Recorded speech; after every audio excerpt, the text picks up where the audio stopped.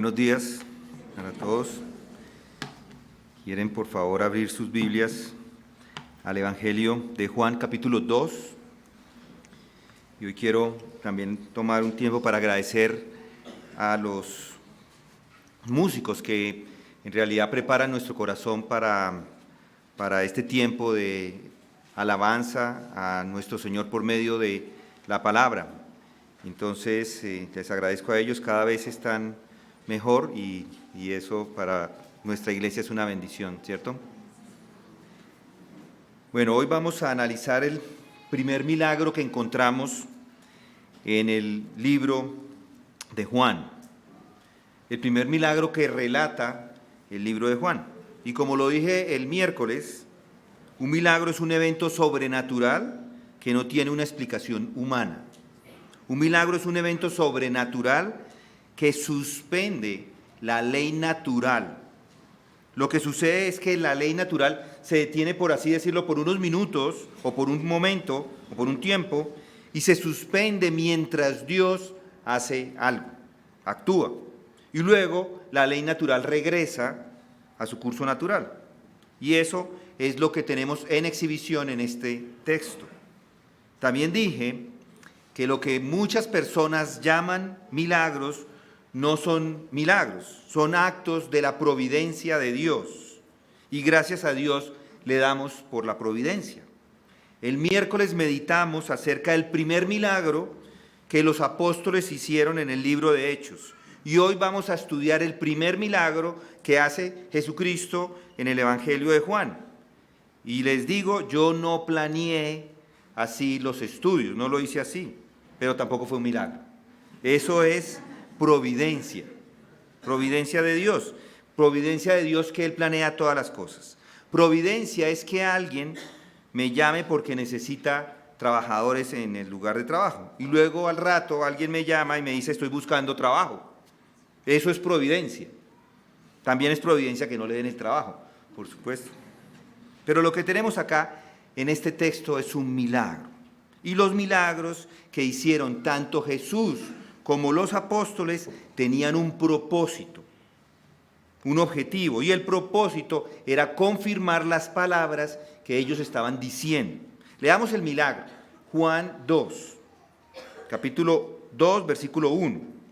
Al tercer día se celebró una boda en Caná de Galilea, y estaba allí la madre de Jesús. Y también Jesús fue invitado con sus discípulos a la boda.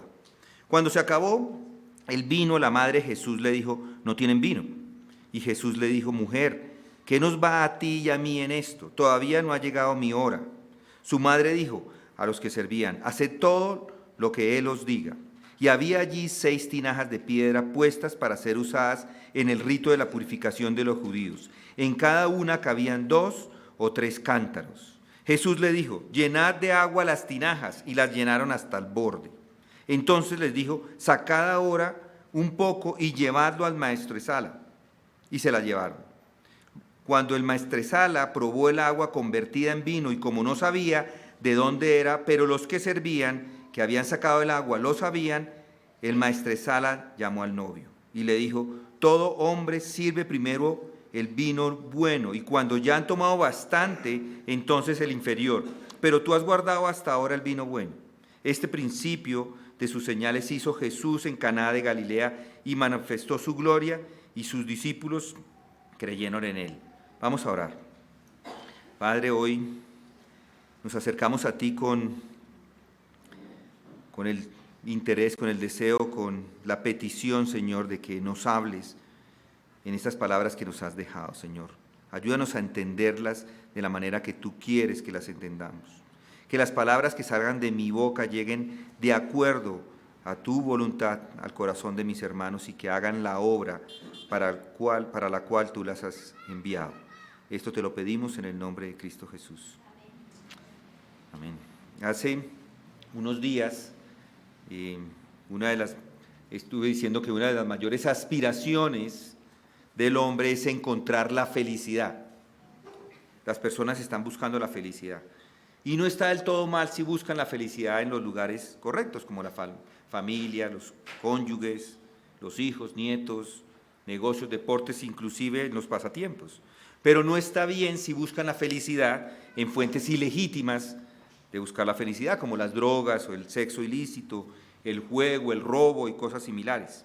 Entonces no está bien buscar felicidad en esos lugares ilegítimos. Si Dios puede usar formas de fuentes legítimas de felicidad para darle la felicidad, para traerles una medida de satisfacción y gozo en sus vidas. Sin embargo, debo decir que solo hay una forma, solo hay una verdadera fuente de gozo, y esa se encuentra con nuestro Señor Jesucristo. Todo el gozo llega de Él, es a través de Él, es en Él y para Él. Y por más que encuentre algo de gozo en cosas legítimas, la verdad es que el gozo verdadero no se encuentra fuera de Jesucristo. Y les digo que solo hay una manera de tener este gozo en el Señor, y se obtiene al momento que ocurre un nuevo nacimiento en su vida, al momento que su vida es transformada por Jesucristo. En la medida que entiende y acepta el mensaje de Cristo, Él le da ese gozo de la salvación que solo Jesucristo puede dar. Y este milagro lo encontramos en la vida de cada una de las personas que han puesto su fe en Él, y le llamamos el nuevo nacimiento. Y mi proposición es que hay gozo inigualable cuando alguien recibe ese nuevo nacimiento. Y deme unos minutos para explicar a qué me refiero. Pero antes quiero hacer una observación del texto que acabamos de leer en el versículo 11. Versículo 11 dice: este principio de sus señales hizo Jesús en Caná de Galilea y manifestó su gloria, y sus discípulos creyeron en él. En este momento Jesús ha hecho un milagro, porque ha convertido el agua en vino. Pero noten la quinta palabra del versículo 11. No dice milagro, dice señales. Y es muy importante hacer esta observación. Juan no usa la palabra milagro, él usa la palabra señales. Y hay una diferencia entre milagro y señal. Son similares, pero no es lo mismo. Y casi siempre pasa lo mismo con los sinónimos que encontramos en las Escrituras. Muchos de los sinónimos de otras palabras son palabras similares, pero no son exactamente lo mismo. Por eso hay que hacer un buen estudio de las palabras. Igual acá, en la Escritura encontramos varios sinónimos de milagros. Y a pesar de que son sinónimos, cada uno tiene un matiz diferente. De esta forma, cuando hablamos de milagros, de prodigios y señales, no necesariamente estamos haciendo referencia a lo mismo. Estas tres palabras las encontramos juntas en 2 Corintios 12. En 12:2, entre vosotros se operaron las señales de un verdadero apóstol con toda perseverancia por medio de señales, prodigios y milagros. Y cada palabra, cada una de estas palabras representa un matiz diferente de ese evento sobrenatural. La palabra para milagro en el original, la palabra en griego es dunamis, que también traduce dinamita en otros contextos, pero la mayoría de las veces se traduce como poder. Y la podríamos traducir en este contexto como obras de poder. Un milagro es una obra de poder dinámico del Dios Todopoderoso. Demuestra que Dios tiene poder sobre todo el orden creado, sobre todo lo que Él ha hecho. Y ahora la palabra teras es traducida como prodigio o en algunas versiones como maravilla, y significa algo que asombra, es algo maravilloso, algo que llama la atención. No es exactamente una obra de poder, pero es algo que causa asombro. Por ejemplo, fue asombroso para estos apóstoles ver a Dios intervenir en el mundo de una manera dramática. Eso es una maravilla o prodigio. Y luego está la palabra someión, que se traduce como señales. Es la misma palabra que tenemos aquí en Juan 2:11. Y esta palabra significa que el milagro tiene un significado. De hecho, la palabra señal viene de la palabra significado. Lo que estoy tratando de decirles es que cuando encontramos la palabra señales, quiere decir que hay un mensaje detrás del milagro, un mensaje detrás de estas obras de poder. Es decir, que la señal apunta a una verdad que es mucho mayor que inclusive las obras de poder. Hay, si se quiere, un mensaje en el milagro. Y en el Evangelio de Juan, él siempre usa la palabra señal. Y digo esto porque Juan inserta estas señales como una plataforma para dar una enseñanza, para enseñar una verdad. Y es de alguna forma esto parecido a las parábolas. Porque las parábolas son historias ficticias que transmiten una verdad. Bueno, esto no es una historia ficticia. Esto es un suceso real, algo que sucedió, pero que transmite una verdad. Y es más, la mayoría de las veces el autor da una explicación al milagro que se ha realizado. Por ejemplo, Juan capítulo 5, allí encontramos el milagro de la alimentación de los 5,000. Y esos 5,000 probablemente eran 20,000 personas si se incluyen a mujeres y a niños. Y esa fue una obra de poder extraordinaria, del poder de Dios, alimentar a todas estas personas. Pero sabemos que ese milagro también fue una señal, porque más adelante en ese mismo capítulo Jesús dice: yo soy el pan de vida, el que viene a mí no tendrá hambre y el que cree en mí nunca tendrá sed. Juan 6:35. ¿Sí lo notan? El milagro de la alimentación de los 5,000 lleva a la enseñanza de que Jesús es el pan de vida. Un milagro era un sermón instantáneo que ilustraba el discurso que Jesús da. Por ejemplo, en Juan capítulo 9, Jesús sana a un ciego. Y si recuerdan, este discurso inicia con unos versículos anteriores donde dice que Jesús es la luz del mundo.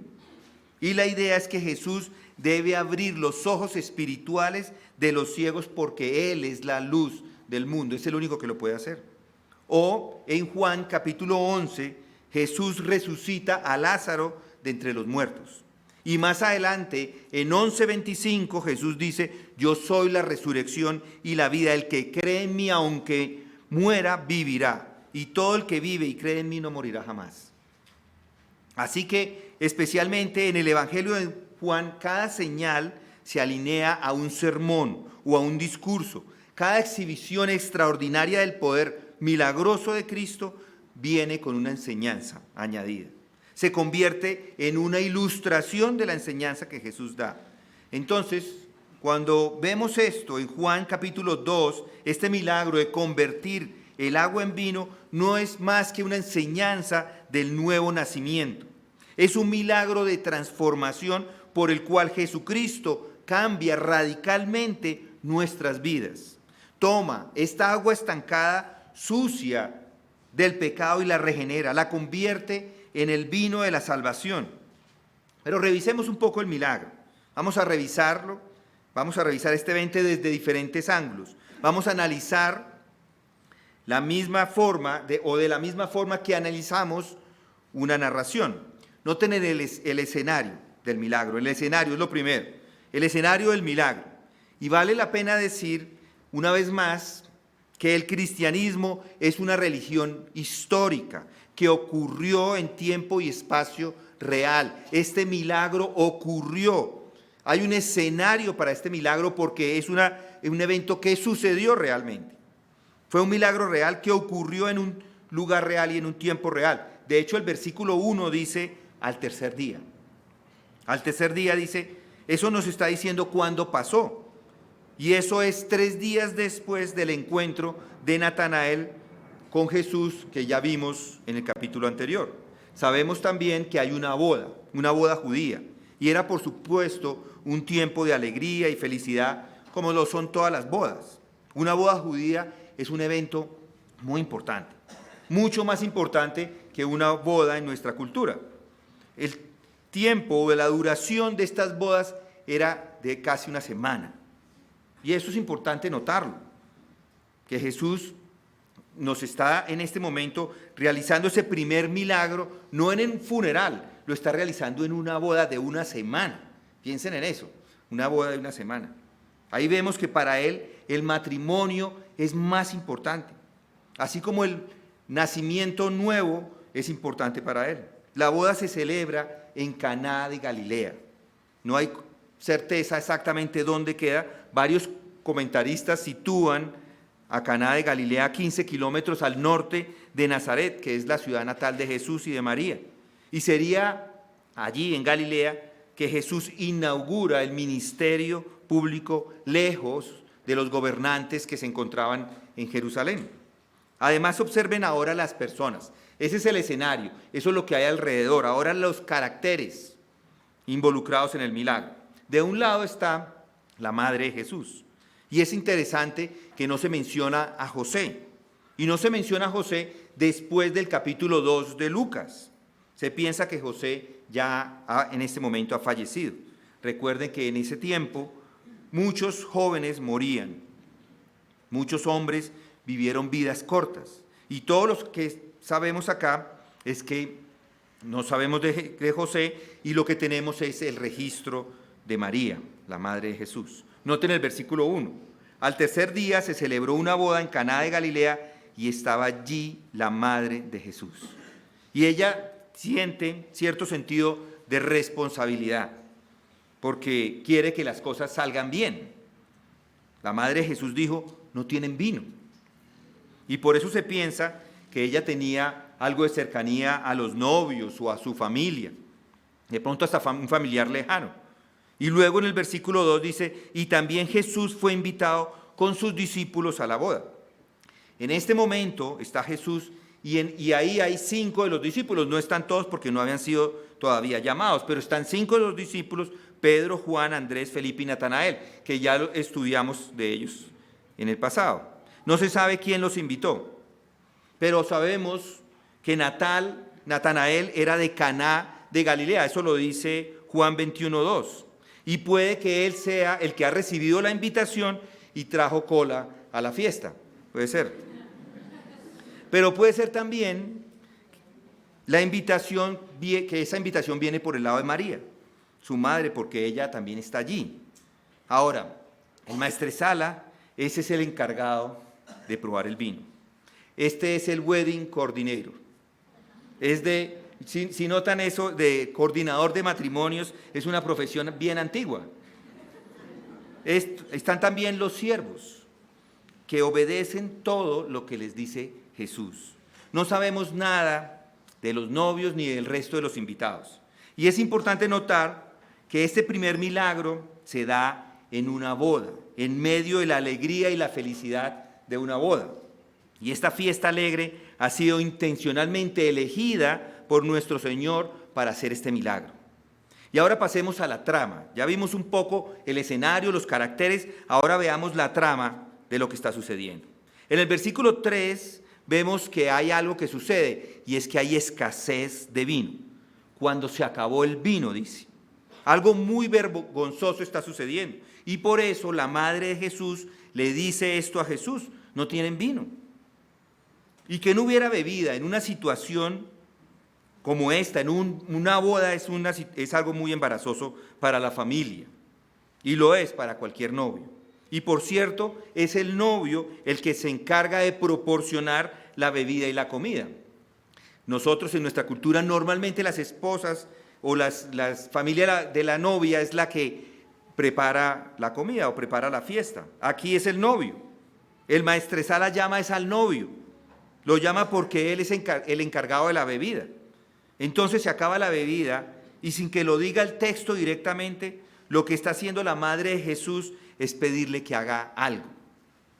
Ella sin duda sabe que él lo puede hacer. Ella sabe quién es su hijo. Sin duda recuerda ese momento de su nacimiento y que se le acercan unos ángeles que le hicieron el anuncio. El anuncio dice del poder del Altísimo que te cubrirá con su sombra.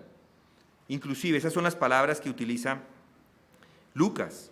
Y el vino era una bebida común en el mundo antiguo del cercano oriente. Ya había, por supuesto, varias razones, una de las cuales era el clima cálido, era un clima bastante caluroso y no había neveras, no había medios de refrigeración, tampoco había muchos medios para purificar el agua. Entonces eso llevó a que el vino fuera una bebida común y más común en una reunión como estas. Y este jugo de fruta fermentado tenía la capacidad de causar embriaguez, especialmente en una celebración de una semana, especialmente en eso. Y como era una celebración larga, algunos lo que hacían era que rendían el vino, lo rendían con agua para que alcanzara para más. Y por eso, cuando el maestro de sala lo prueba y se da cuenta que es vino bueno, hace ese comentario. Pero en una boda, por supuesto, estaba mal rendirlo. Y por eso María va a Jesús. Y lo que al final le está pidiendo a Jesús es que se revele quién es Él a todos en la fiesta. María le está pidiendo esto sabiendo que lo que hiciera Jesús, cualquier acto que hiciera, iba a revelar quién es Él. En este momento todos están secos, no hay más bebida y solo Cristo puede ser el que provee de regreso la alegría y la diversión a la boda. La imagen que representa es esa sequía espiritual que hay dentro de todas las personas. Aparte de una relación personal salvadora con Cristo, hay sequía. Todos los hombres son como los que leemos en el versículo 3. Sin Cristo en sus vidas no tienen gozo. Sin Dios no tienen una vida en abundancia. No tienen perdón de pecado y no tienen verdadero gozo porque están sin Jesucristo en sus vidas. Ahora llegamos a la solución al problema. En este momento Jesús se empieza a revelar. Ese velo que cubría al Hijo ahora se está comenzando a retirar, ha comenzado a retirarse y se retira completamente cuando comienza su ministerio público un poco más adelante. Y Jesús le dice a su madre: mujer, ¿qué nos va a ti y a mí en esto? Todavía no ha llegado mi hora. Ahora, es importante notar que Jesús no está siendo descortés o grosero con su propia madre. De hecho, sabemos que Él no la abandona. La cuidará hasta el momento de su muerte en la cruz. Y ni siquiera allí la abandona. En la cruz se la encarga a Juan antes de morir para que la cuide. Y que le diga mujer es referirse a ella como dama o señora. Y esa es una forma común en esa cultura de mostrar respeto. Pero igual se refiere a ella como mujer. No le dice madre o mamá o mamita. No, le dice mujer. Y eso es de observar porque con esto está diciendo que ya no está bajo su autoridad. Ya no está como estaría un niño cuando vive con los padres. Ahora es un hombre adulto. Ahora ha salido de la autoridad propia de su madre y ahora se ha establecido como un hombre. Pero sabemos que Él es más que un hombre. Él es el Hijo de Dios. Él es el Hijo del hombre y ahora le habla a ella como su Señor, mujer. ¿Qué nos va a ti y a mí en esto? Todavía no ha llegado mi hora. Tenga en cuenta que no dice que se está distanciando de ella en esta situación. Pero cuando dice que no, ¿qué nos va a ti y a mí en esto? Él le está preguntando, ¿por qué me estás involucrando? ¿Por qué me estás involucrando en este asunto? No es mi tiempo y yo soy soberano en lo que hago. Él afirma su soberanía y afirma su sumisión a la soberanía del Padre cuando dice que mi hora aún no ha llegado. Y esa hora es una hora larga. Es una hora más bien larga porque incluye la resurrección, su ascensión, exaltación y glorificación. Es decir, que es un momento largo de tiempo. Y como dice Jesús, mi hora aún no ha llegado. Y así está diciendo que su vida está dirigida por un horario predeterminado que su Padre ha ordenado para él desde antes de la fundación del mundo.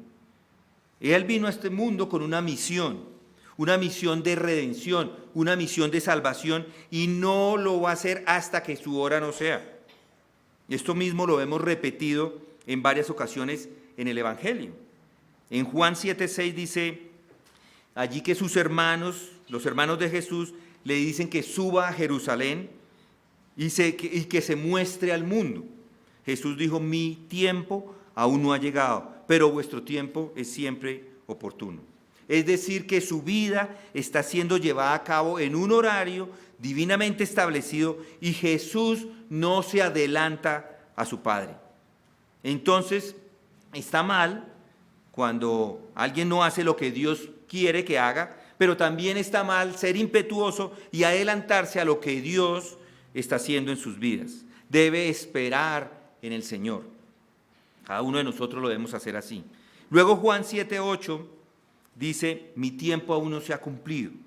Y Jesús se dio cuenta de que había un destino eterno en cada paso de su vida y que el Padre ya había determinado el camino que debería tomar. Y no solo el camino, sino también el momento en que ese camino se llevaría a cabo en su vida. Juan 7:30 dice, procuraban pues prenderle, pero nadie le echó mano porque todavía no había llegado su hora. Jesús era absolutamente invencible dentro de la voluntad soberana de Dios y dentro del tiempo soberano de Dios para su vida. Y aunque en ese momento hay una conspiración para quitarle la vida prematuramente, sin embargo nadie puede aprender a Jesús porque no es su hora. ¿Y por qué no lo pueden hacer? Porque no es el momento. Jesús dijo en Juan 8:20, estas palabras las pronunció en el lugar del tesoro cuando enseñaba, las pronunció en el lugar del tesoro cuando enseñaba en el templo y nadie le prendió porque todavía no había llegado su hora. Jesús tenía en ese momento valentía porque entendió que su vida estaba en las manos soberanas de su Padre y que su vida no podía ser tomada prematuramente. Y quiero que sepa también que hay un tiempo señalado para que usted y yo dejemos este mundo. Y no es 5 segundos antes de ese tiempo. Es el tiempo señalado. Esto, por supuesto, no excluye la responsabilidad humana de proteger su salud y tomar todas las medidas razonables para preservar su vida. Debe hacerlo. Pero el hecho es que todos sus días están contados y escritos en el libro. Y eso debe darle tranquilidad. El Salmo 139, versículo 16 dice, tus ojos vieron mi embrión y en tu libro se escribieron todos los días que me fueron dados cuando no existía ni un solo de ellos. Es decir, que este tiempo decretado por el Padre para la venida del Hijo se decretó desde antes de la fundación del mundo y no iba a llegar a su fin hasta que ese tiempo no fuera el apropiado. Y Juan 12:23 dice, ha llegado la hora para que el Hijo del Hombre sea glorificado. En verdad os digo que si el grano de trigo no cae en tierra y muere, se queda solo, pero si muere, produce mucho fruto. Jesús en ese momento sabe que ahora sí es la hora. Ha llegado la hora de morir, pero con su muerte, con su sepultura, eso va a ser como una semilla que se siembra en la tierra que produce mucho fruto. Y finalmente en Juan 17:1 comienza la oración sacerdotal de nuestro Señor. Esto es después del discurso que Él les da a los apóstoles en el aposento alto y antes del arresto en el jardín del Getsemaní.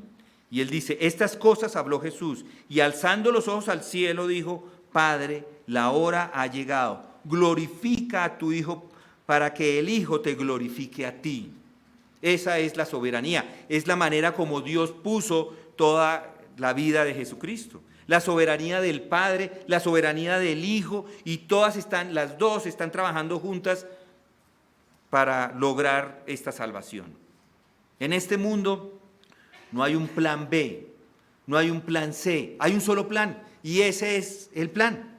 El cronograma por el cual el propósito eterno de Dios se está llevando ha sido ordenado por el Padre y está siendo cumplido por el Hijo de una manera escrupulosa. Pero regresemos a nuestro texto. Ya vimos, vamos a la solución, ya vimos el escenario, los personajes, la trama y ahora la solución. Regresemos a Juan 2:5. Su madre dijo a los que servían, haced todo lo que Él os diga. Aquí noten la solución. María no se deja intimidar por lo que ha sido probablemente una leve reprensión de su hijo. Ella ve la necesidad y sabe que el hijo es totalmente suficiente para dar una solución. Ella es como esta viuda que va y toca la puerta y sigue tocando y buscando. Y la madre dice a los siervos: haced todo lo que él os diga. Eso es lo más sabio que alguien podría decir. Eso es lo mejor que alguien podría decirle a usted inclusive hoy. Lo que sea que Jesús le diga que haga, pues hágalo. Ahora estos sirvientes son probablemente unos amigos de la familia. Son como muchos en nuestra iglesia que cuando celebramos una boda se reúnen para ayudar. Amigos que están sirviendo y están asumiendo el papel de sirvientes. Y las palabras de María aquí revelan que ella estaba completamente dispuesta a dejar que el Hijo hiciera lo que él quisiera hacer. Ella no le ordena con estas palabras nada a Jesús que debe hacer. Ella no exige lo que debe hacer. Ella simplemente confía humildemente en él para hacer lo correcto e insta a los siervos a que sean obedientes. Y esto es un reconocimiento de su sumisión a él. E insta a estos siervos a hacer lo mismo, a obedecer. Esto es lo mismo para cada uno de nosotros. Le diré de nuevo, lo que sea que le digan, Cristo, hágalo. Al final, no importa lo que dice alguien más. Lo importante es qué dice Jesucristo en su palabra. Y eso es lo que debe hacer. Ahora noten el versículo 6. Y había allí 6 tinajas de piedra, puestas para ser usadas en el rito de la purificación de los judíos. En cada una cabían 2 o 3 cántaros. En ese momento, Jesús elige obrar este milagro. Jesús voluntariamente interviene para comenzar a responder a la necesidad del momento. A simple vista, parece un milagro pequeño, porque, por ejemplo, la resurrección de Lázaro de entre los muertos es un milagro grande, ¿cierto? Bueno, este es un milagro pequeño, pero eso también nos anima, porque incluso nos ayuda a saber que Él está en asuntos menores. Había allí entonces 6 tinajas de piedra que se usaban para almacenar agua. Y el agua se usaba para los lavados ceremoniales de los judíos y las purificaciones rituales que ellos hacían antes y después de las comidas. Recuerden que por una tradición los fariseos y todos los judíos no comen a menos que se laven cuidadosamente las manos. Y además servían estas aguas para el lavado de las tazas, de las jarras y el lavado de las ollas. Y estos judíos han adquirido esta tradición del lavado meticuloso y lo han llevado hasta el ámbito espiritual. Y está mal, porque limpian, sí, sus manos, pero descuidan sus corazones. Limpian sus pies, limpian sus utensilios para comer y sus platos, pero descuidan totalmente la limpieza espiritual de su corazón. Descuidaron por completo el interior. Y ahora en la fiesta están estas tinajas para hacer limpieza. Y lo que vemos aquí en el versículo 6 son estas 6 vasijas de agua, o estas 6 vasijas de piedra en las cuales se puede depositar agua, y ellas representan el vacío y la bancarrota de todo Israel en este momento. Ellos eran religiosos buscando la limpieza, pero sin regeneración, religiosos pero sin el nuevo nacimiento. Así que en el versículo 7 Jesús les dice: llenad de agua las tinajas, y las llenaron hasta el borde. Ahora, desde una perspectiva humana, esto parece un plan tonto, ¿no les parece? La noticia es que no hay vino. Y la solución de Jesús es tomar estas vasijas de agua vacías y decirles a los siervos que las llenen de agua. Pero no es agua lo que se necesita, ¿cierto? Es vino.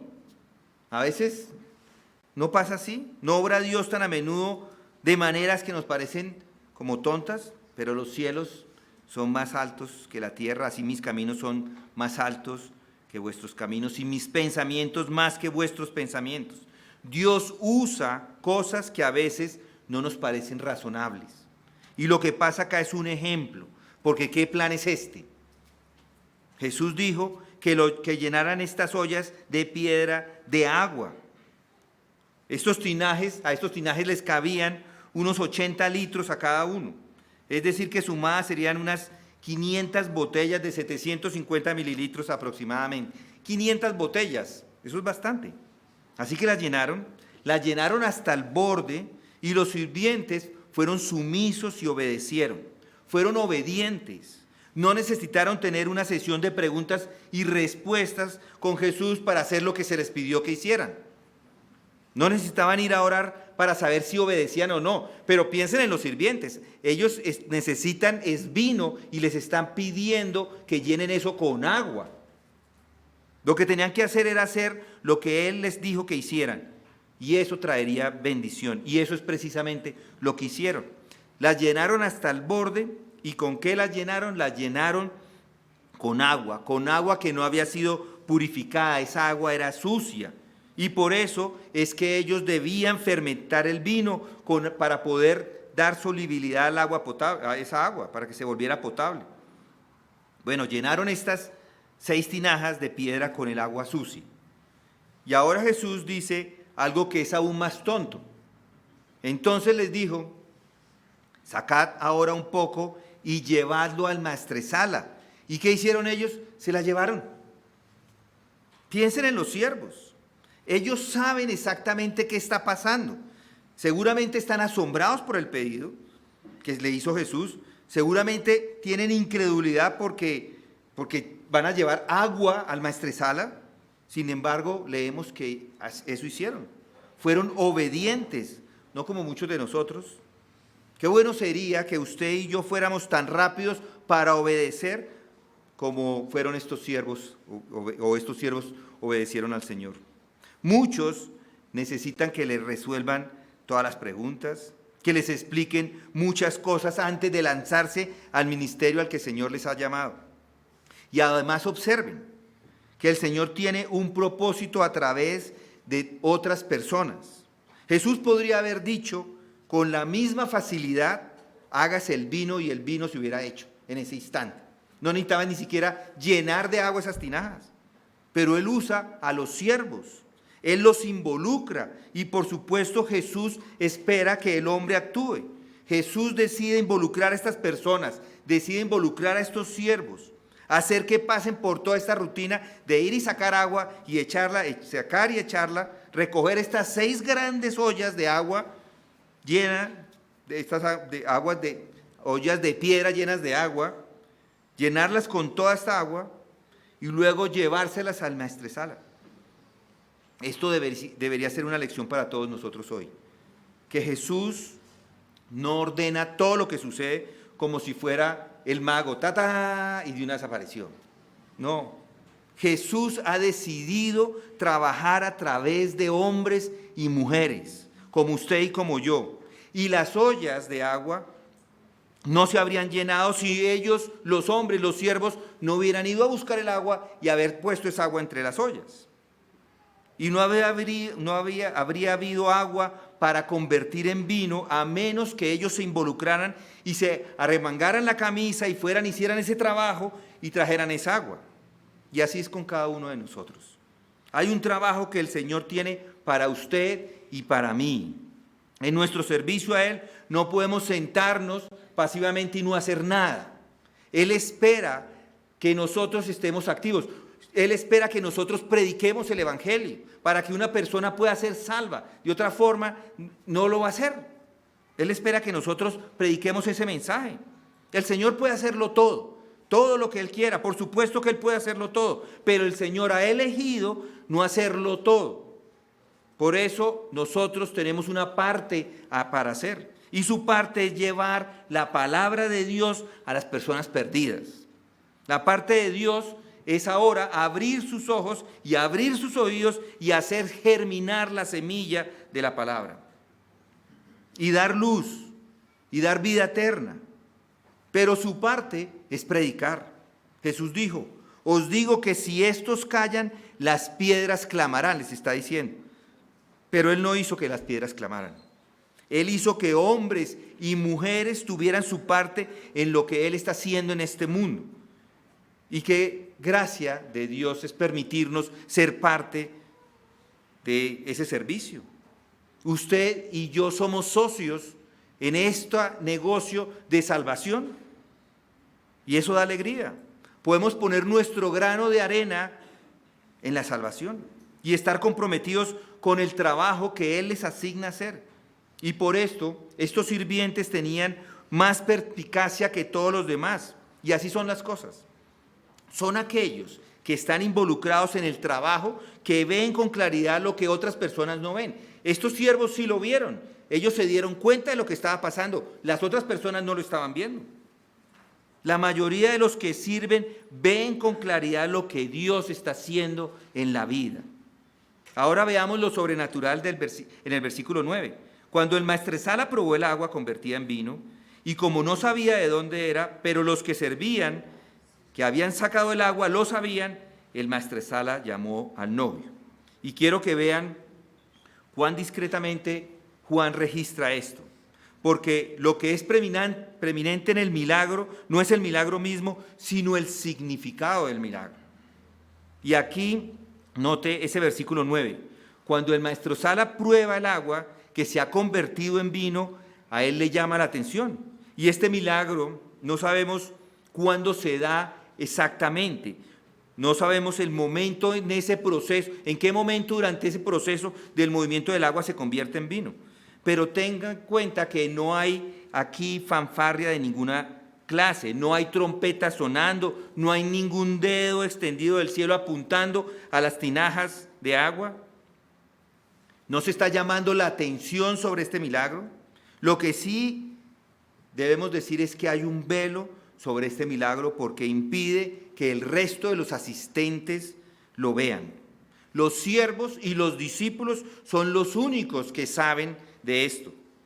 Pero nada sabe el maestresala. Él simplemente prueba el agua y a pesar de que es un milagro grandioso, no se da ni por enterado de lo que ha pasado.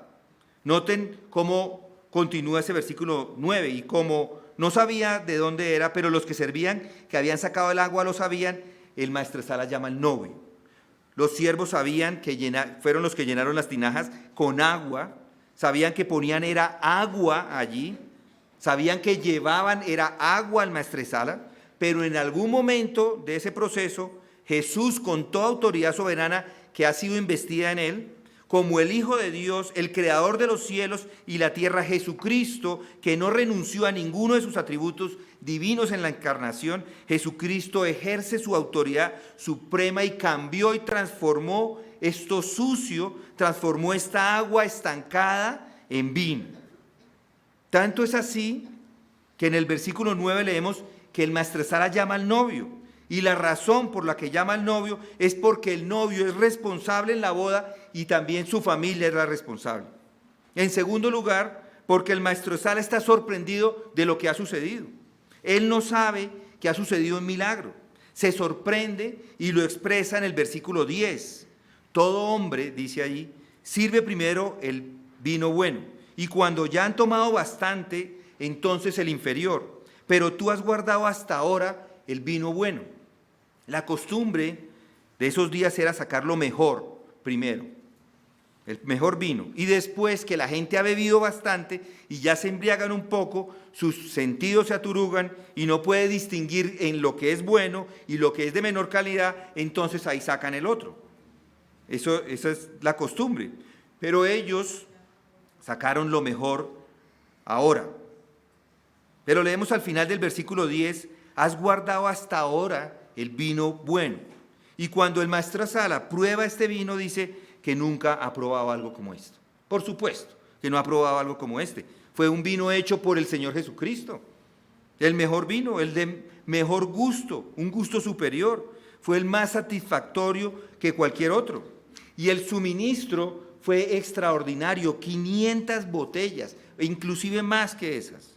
No hay un banquete de bodas que se gasten 500 botellas, o tiene que ser algo gigantesco, pero 500 botellas de vino, eso es mucho. Lo que se piensa es que es posible que sea parte del regalo de bodas de Jesús a los novios. Algunos comentaristas eso dicen. No lo dice el texto, pero pues es una afirmación que puede tener sentido. ¿Y qué es lo que todo esto significa? Todo lo que he estado diciendo. Bueno, me van a tener que esperar para la respuesta. Creo que hay más cosas que decir y el tiempo no nos da, no es suficiente para hablar de estas cosas a profundidad. ¿Sabe lo que va a tener que hacer? Tiene que regresar para darles el significado. Y el significado está en este versículo 11. Este principio de sus señales hizo Jesús en Caná de Galilea y manifestó su gloria y sus discípulos creyeron en él. El significado está ahí. ¿Cuál es el punto de estas obras de poder? Allí lo veremos. ¿Por qué da este milagro Jesucristo? Ahí está. No deje de venir a escuchar la segunda parte.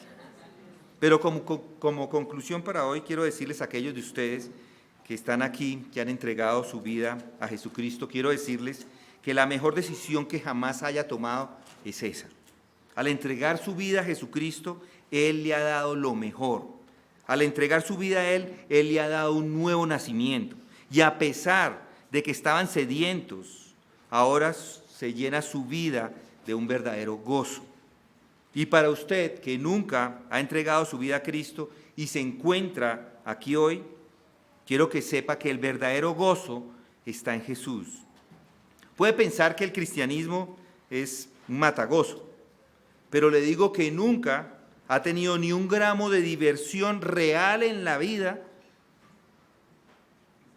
En realidad es un individuo un poco aburrido y ha necesitado todos los accesorios de este mundo para levantarle y darle lo que solo Jesucristo puede dar, el verdadero gozo de la salvación. Probablemente ha pensado o ha pasado de una emoción barata a otra emoción barata y luego a otra emoción barata. Y todo ha sido falso y todo es una fachada. Por eso necesita entregar su vida a Jesucristo. Y la transformación de un incrédulo a crédulo es un milagro que solo puede suceder en su vida y lo puede hacer Jesucristo, no hay otra forma. Él puede hacer este milagro de salvación en su vida, porque su vida sin Cristo está muerta y está vacía. Pero con Él se llenará finalmente con toda la plenitud y el gozo, la plenitud del propósito, la plenitud del significado, la plenitud del perdón, la plenitud de todo lo que en este mundo no le puede dar. Si nunca ha creído en Jesucristo, le ruego que lo haga ahora. No siga haciéndose el tonto. Entregue su vida a Cristo, entréguese a Él y Él realizará el mismo milagro que acabamos de escuchar de Juan 2. Todo lo que describe este milagro es un nuevo nacimiento y ese se hará realidad en su vida si le acepta. Yo le pido a Dios que abra sus ojos y abra sus oídos para escuchar la verdad. Él, Dios, está listo, está disponible y es accesible. ¿Por qué duda? ¿Por qué se demora en vivir plenamente? Vamos a orar. Padre, gracias te damos por tu palabra, gracias porque tú nos animas, nos muestras, nos enseñas, nos exhortas y nos confrontas, Señor, con ella. Te pedimos, Padre, que estas palabras que acabamos de escuchar hagan la obra, esa obra milagrosa en aquellos que no han creído, y hagan esa obra de confirmación, esa obra de regocijo en aquellos que hemos creído. Porque sabemos, Señor, que aparte de ti no hay nada. Esto te pedimos en este día en el nombre de Cristo.